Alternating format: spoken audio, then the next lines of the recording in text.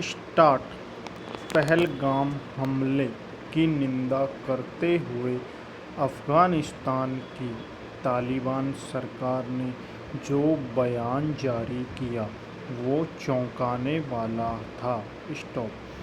वहाँ के विदेश मंत्रालय ने हमले में मारे गए नागरिकों के परिवारों के प्रति संवेदना जताते हुए इस पर भी जोर दिया कि ऐसे हमलों से क्षेत्रीय सुरक्षा को खतरा है।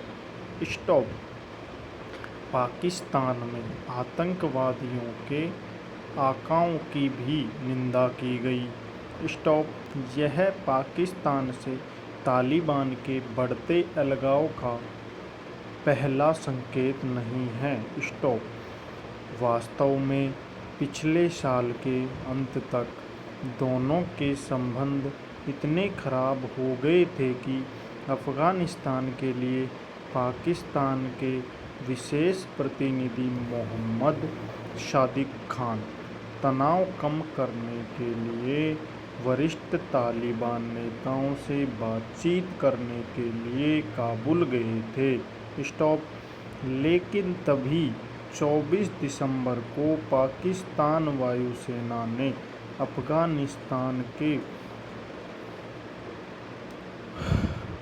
पवित्रा प्रांत में कथित पाकिस्तानी तालिबान, जिसे तहरीक-ए-तालिबान पाकिस्तान (OTP) के रूप में जाना जाता है, के ठिकानों पर हमले किए जिसमें 46 लोग मारे गए। स्टॉप।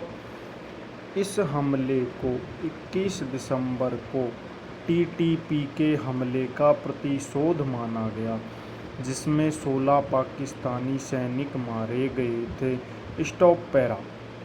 इसके 3 दिन बाद पाकिस्तान के inter services public relations IASPR निदेशालय का नेतृत्व करने वाले लेफ्टिनेंट जनरल अहमद शरीफ चौधरी ने एक रिपोर्ट पेश करते हुए बताया कि पिछले साल आतंकवाद विरोधी अभियानों में पाकिस्तान के सुरक्षा बलों के 383 अधिकारियों और सैनिकों ने अपनी जान गंवाई थी।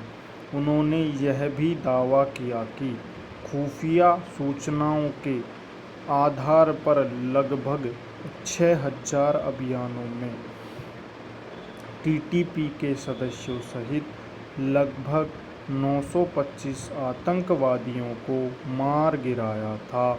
उन्होंने बताया कि TTP अफ़गानिस्तान में पनाह लेकर पाकिस्तान के नागरिकों को निशाना बना रहा था। Stop para.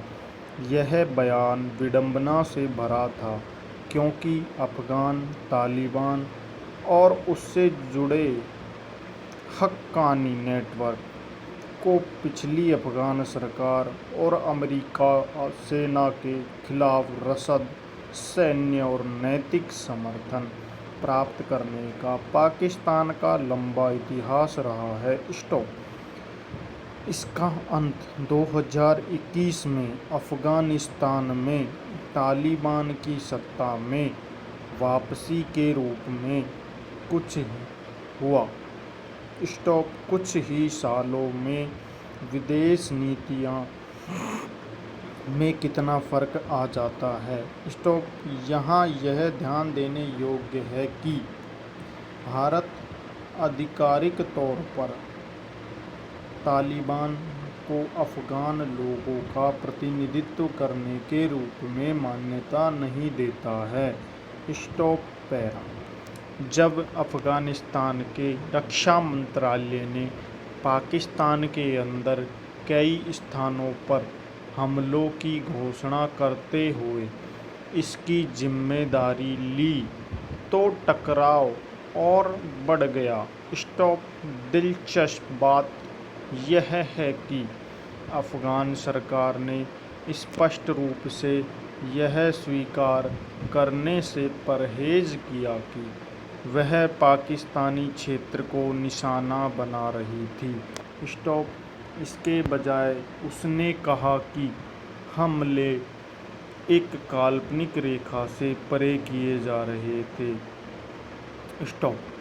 वे औपनिवेशिक युग की डूरंड रेखा की ओर इशारा कर रहे थे, जिसे किसी भी अफगान सरकार ने मान्यता नहीं दी है। स्टॉप।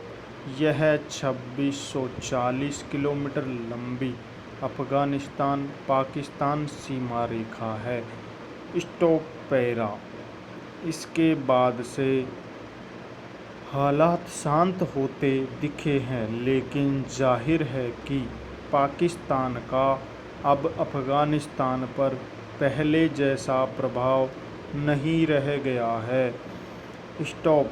पाकिस्तान की इंटर सर्विसेज इंटेलिजेंस एजेंसी ने तालिबान को पोसने, उसे हथियार और प्रशिक्षण देने और उसकी फंडिंग करने में दशकों बिताए हैं और उसका इस्तेमाल पाकिस्तान के सुरक्षा प्रतिष्ठान के प्रॉक्सी के रूप में किया है। स्टॉप। हालांकि पाकिस्तान सेना तालिबान के स्वभाव से अवगत थी, लेकिन उसने इस समूह को अफगानिस्तान पर नियंत्रण करने और भारत के खिलाफ रणनीतिक गहराई हासिल करने के साधन के रूप में देखा था। स्टॉप।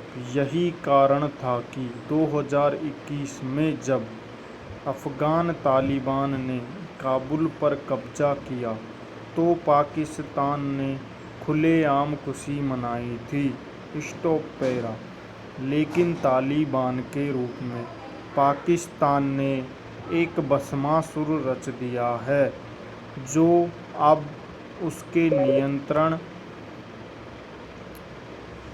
के बाहर हो गया है। स्टॉप। अफगानिस्तान के साथ पाकिस्तान का रिश्ता अभी एक रणनीतिक दलदल बन चुका है। स्टॉप। पाकिस्तान की सरकार में शामिल कुछ तत्व इसके लिए अमेरिका की मदद लेने और अफगानिस्तान में आतंकवादियों को निशाना बनाने के लिए अमेरिका को ड्रोन बेच देने का सुझाव तक दे रहे हैं।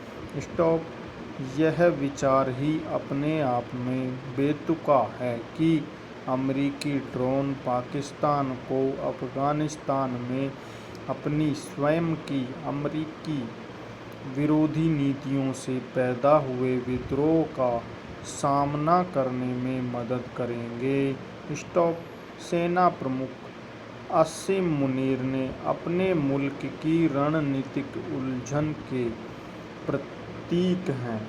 स्टॉप। उन्होंने अफगान हुकूमत से आग्रह किया है कि वे परोपकारी इस्लामिक पड़ोसी भाई को तरजीह दें, TTP को नहीं। स्टॉप।